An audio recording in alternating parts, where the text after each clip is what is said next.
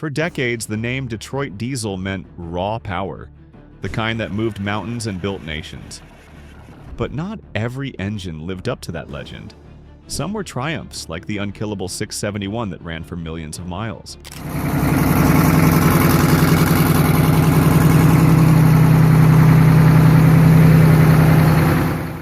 Others were a mechanic's nightmare, like the fuel pincher that blew head gaskets faster than you could replace them, or the Series 92 that cooked itself trying to keep up.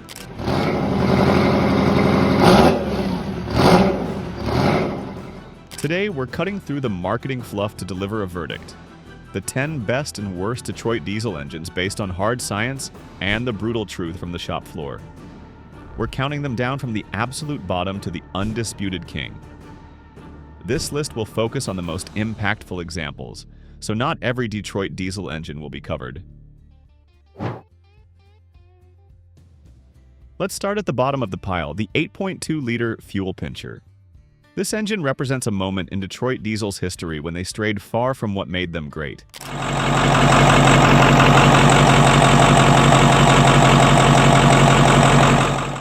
Known for two-stroke beasts that ran forever, Detroit tried to pivot in the 1980s with this lightweight four-stroke V8 aimed at fuel economy.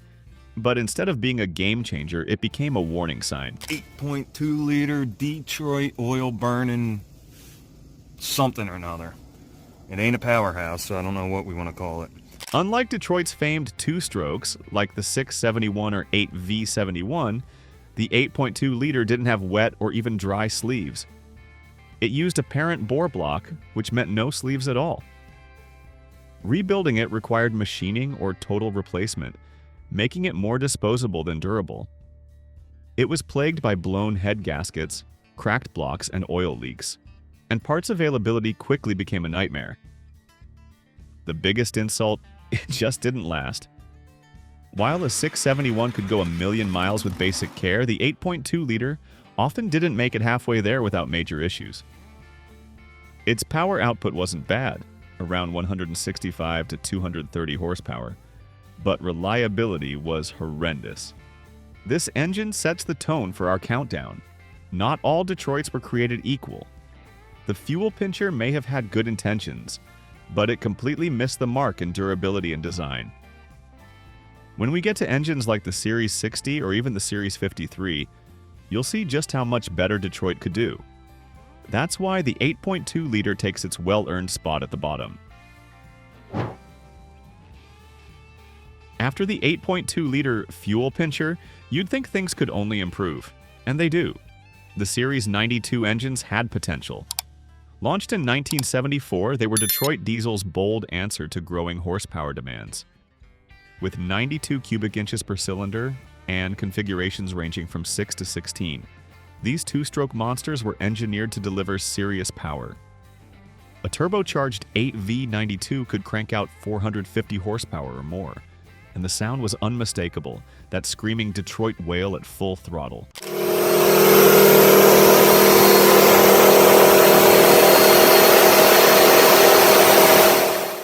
But the performance came at a cost.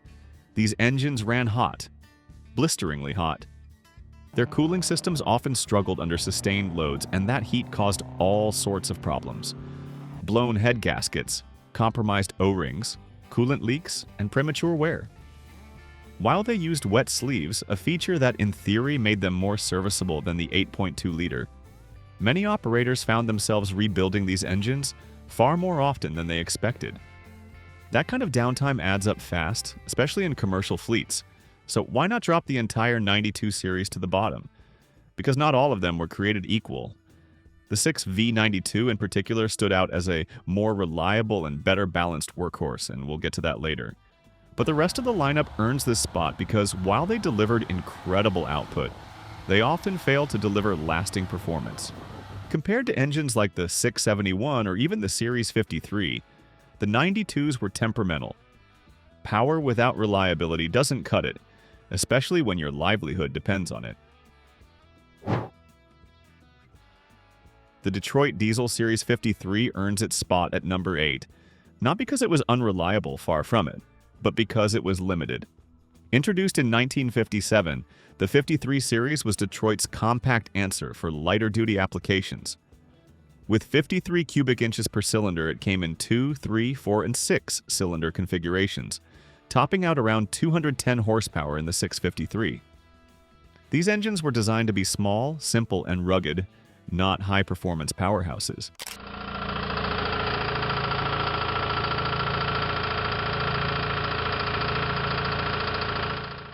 They used the same two-stroke architecture that defined Detroit's lineup, and their wet sleeve construction made them fully rebuildable, a major plus in field and military use. You'd often find them in generators, pumps, forklifts, and armored vehicles.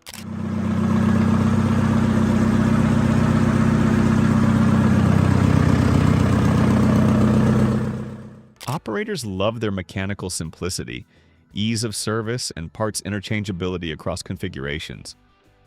But when judged against Detroit's most iconic engines, the Series 53 simply couldn't compete in range or capability.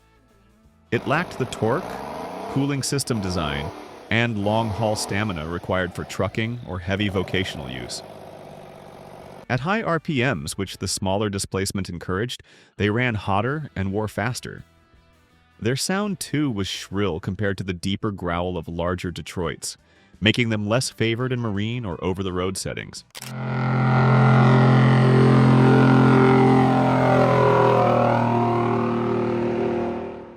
The Series 53 was a true specialist, dependable, efficient, and battle-tested in its niche. But that niche was small. In a lineup filled with multi-role legends, its limited scope keeps it in the bottom half of our list.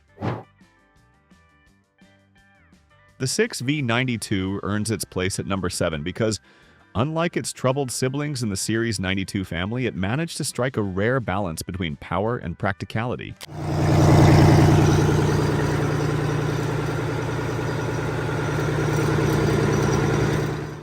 While the Series 92 as a whole suffered from chronic overheating and high maintenance demands, the 6V92 stood out as the exception, not because it was flawless, but because it was manageable. Introduced in the mid-1970s, the 6V92 was a V6, two-stroke engine displacing 552 cubic inches. It typically came supercharged and turbocharged, producing anywhere from 270 to 350 horsepower, with torque figures reaching up to 1,000 pound-foot. It quickly found its home in city buses, fire trucks, garbage haulers, and military vehicles, roles that demanded strong, consistent power in compact engine bays.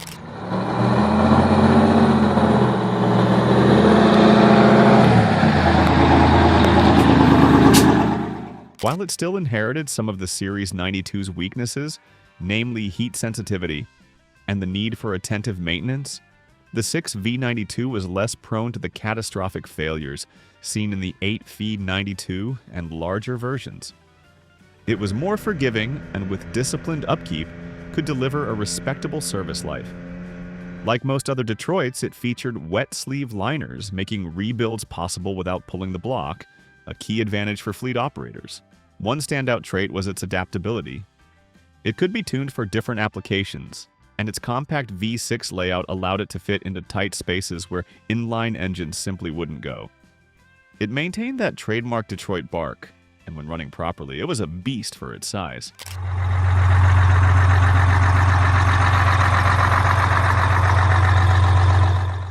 It wasn't perfect, but the 6V92 earned respect in the trenches.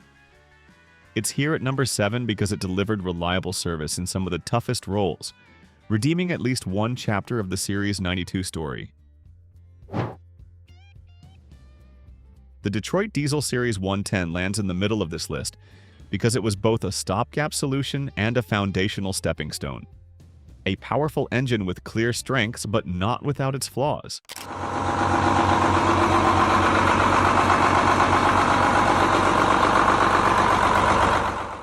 Introduced in 1945, the 6110 was an inline-six two-stroke designed to bridge a power gap in Detroit's lineup at the time. With 110 cubic inches per cylinder, the engine displaced 660 cubic inches and was geared toward industrial, marine, and off-road applications. It was known for delivering high torque at low RPMs, which made it perfect for heavy equipment, generators, and other static or vocational uses.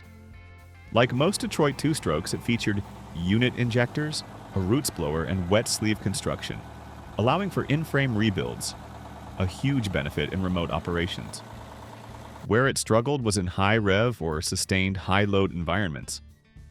The early versions suffered from crankshaft flex and bearing wear, issues that improved in later updates but never fully disappeared. Its sheer size also limited versatility, making it impractical for road-going vehicles or tighter installations. What makes the Series 110 even more interesting is its legacy. It directly evolved into the massive 149 series, a line still produced today by Electromotive Diesel, EMD, for use in super yachts, large fishing vessels, and emergency power systems. The 6110 filled the gap before the 92 series took over that mid-range duty, but its DNA lived on through Detroit's biggest engines. So while it never earned superstar status like the Series 60 or 671, the 110 was a critical piece of the brand's evolution, a diesel heavyweight with lasting influence, even if its own service life was relatively short and specialized. The Detroit Diesel 12V71 is a beast by any standard, and it marks the point in our list where we leave behind the niche and flawed engines and step into the territory of true legends.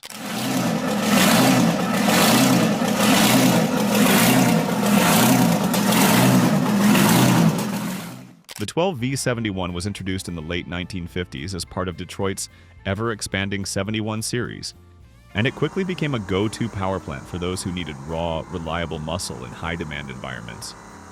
With 12 cylinders arranged in a V configuration, the engine displaced 852 cubic inches. It was a two-stroke workhorse with a gear-driven roots blower, unit fuel injectors, and dry sleeve construction, just like its smaller siblings. Horsepower ranged from 400 to over 525 depending on configuration, with torque figures easily climbing past 1,200 pound-foot. You'd find it in logging equipment, mining trucks, generators, and even boats, anywhere torque and reliability mattered more than finesse or fuel economy. What set the 12V71 apart wasn't just its size. It was the fact that Detroit managed to scale up the proven 671 design and preserve most of the engine's reliability. It wasn't perfect, its thirst for fuel was legendary, and its weight meant it was never going to be the first choice for over-the-road trucking. It also required skilled maintenance, as small problems could escalate quickly with that much mass and heat involved. And like many Detroits, the 12V71 was notorious for leaking oil, from blower bases, valve covers, and gaskets, a quirk that was tolerated more than loved. But within its niche, the 12V71 was a king. It earned a loyal following for its unmistakable sound, brute strength, and ability to run for thousands of hours under brutal conditions.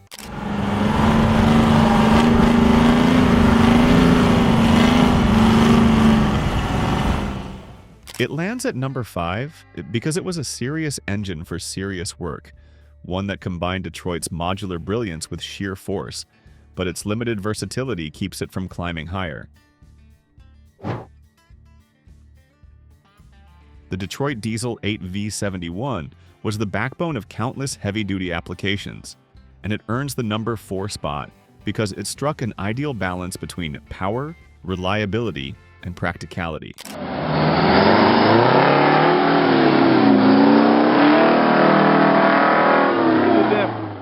Introduced in 1957 as part of the now legendary 71 series, the 8V71 displaced 568 cubic inches across 8 cylinders. Like all 71s, it was a two-stroke engine, built with dry sleeve liners, unit injectors, and a gear-driven roots blower. Output varied depending on configuration, but most examples landed between 260 and 335 horsepower, with torque numbers reaching up to 900 pound-feet. Its performance made it incredibly versatile. The 8V71 found a home in city buses, military transports, marine vessels, and construction equipment. Essentially anywhere that needed reliable torque and a manageable footprint. Unlike the enormous 12V71, which required a lot of room and fuel, The 8V71 offered a more compact solution that could still get serious work done. One of its most appreciated qualities was its serviceability. Like other engines in the 71 series, the 8V71 was designed for in-frame overhauls, with dry replaceable cylinder liners and a modular layout that made servicing possible without removing the engine from the chassis. Each bank of 4 cylinders had its own head, which could be unbolted for access to pistons and liners. Major components like injectors, blowers, and governors were easily accessed and removed. The flat deck design and topside accessibility made repairs in tight engine bays possible. Even sleeve replacements were feasible using specialty tools. In an era where downtime meant lost income, Detroit gave mechanics what they needed to keep trucks running with basic tools and grit. It wasn't without flaws. Like most Detroits, it had a tendency to leak oil from common points like valve covers and gaskets. And while reliable, it wasn't exactly quiet or fuel efficient by modern standards.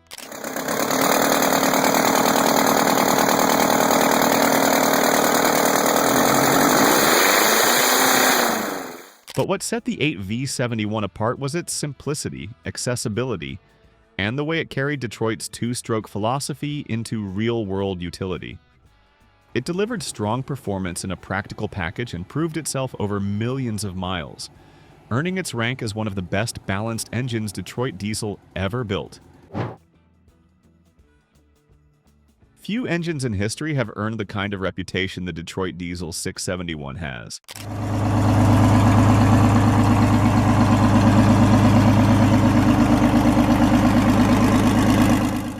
Introduced in 1938, this inline-six became the beating heart of American industry, transportation, and war for much of the 20th century.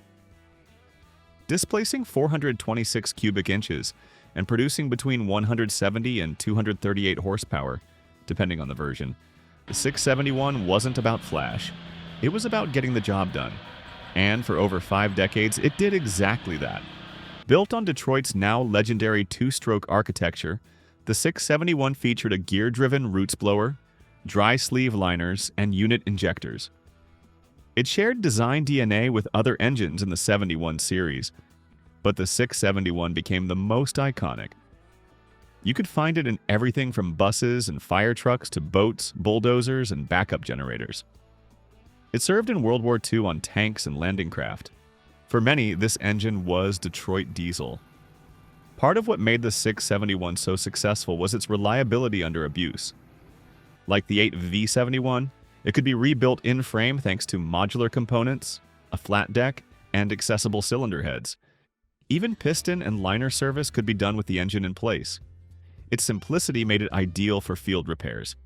A mechanic could tear one down and rebuild it without a crane or computer. That mattered in logging camps, remote construction sites, and battlefields. It wasn't perfect. Oil leaks were common, and the two-stroke cycle made it loud, smoky, and thirsty by today's standards. But it made up for that with a service life that routinely stretched past 1 million miles with proper care. The 671 earns its place at number 3 not just for what it did, but for how long it did it, and how many industries it powered along the way.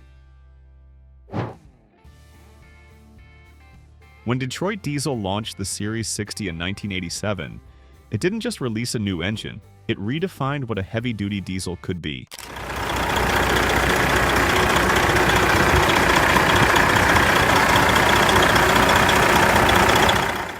This was the company's first mass-produced 4-stroke engine and the first to feature fully integrated electronic controls. In many ways, it marked the end of the two-stroke era and the beginning of modern diesel power plants. With a displacement of 11.1 to 14.0 liters, most commonly 12.7 liters. Horsepower ratings ranged from 300 to 500, and torque peaked at 1,850 pound-foot. The Series 60 wasn't just powerful, it was smart. The Detroit Diesel Electronic Control DDEC system brought computerized fuel management, diagnostics, and engine protection features that were unheard of at the time. This meant better fuel economy, fewer emissions, and most critically, easier maintenance and troubleshooting. Mechanics could plug in a laptop and get real-time data on performance and faults, saving hours of guesswork. One of these trucks was to put on 120,000 miles a year, and the base engine was 6 miles to gallon, and they were buying fuel for $1 a gallon. They just saved $2,000 in the first year. Despite its electronics, the Series 60 stayed true to Detroit's design philosophy in key ways. It used wet sleeves, making in-frame rebuilds not only possible but common. Its inline-six configuration was inherently balanced and accessible. The engine earned a reputation for durability, often running over 1 million miles with standard maintenance. Many are still on the road today, particularly in fleet applications where uptime and fuel efficiency are critical. What kept it from the #1 spot? It's not a perfect engine. Its size and complexity meant it wasn't suited for all applications. And while it set the standard, some late-era emissions versions introduced issues that earlier ones didn't have. But make no mistake, the Series 60 saved Detroit diesel's reputation and modernized the entire industry. It's arguably the most influential heavy-duty diesel engine of the last 40 years. Topping our list is the Detroit Diesel 149 series, an engineering marvel that pushed two-stroke diesel design to its absolute limit.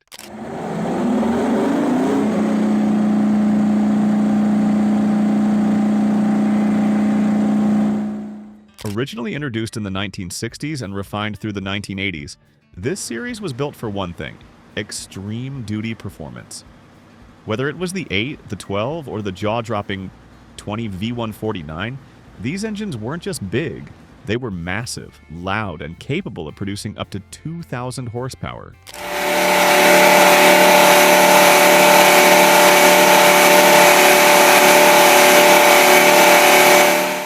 The most well-known variants display 1,788 to 2,236 cubic inches, with torque figures reaching well over 3,000 pound-foot in high-performance builds.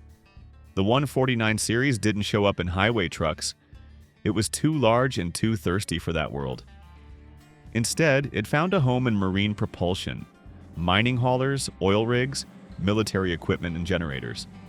Anywhere that needed colossal torque, non-stop runtime, and durability under extreme conditions, the 149 series delivered. These were workhorse engines built for situations where failure wasn't an option. What truly sets the 149 series apart, though, is how Detroit scaled up its core two-stroke design without compromising reliability. It retained dry sleeves, modular construction, gear-driven blowers, and unit injectors, but scaled them into a beastly package. Like its 71 series cousins, it could be serviced in-frame, depending on installation, and many components were still externally accessible. Despite its size, it remained relatively easy to maintain for trained hands. The lineage is even more impressive. Like I said earlier, the 149 series evolved directly from the 110 series, which itself filled the gap between the 71s and the later 92s. Today, the 149 lives on in modified form under the Electromotive Diesel (EMD) brand, powering super yachts, commercial fishing vessels, and stationary generators. It wasn't just the biggest Detroit diesel ever built, it was the most capable. And that's why it lands at #1.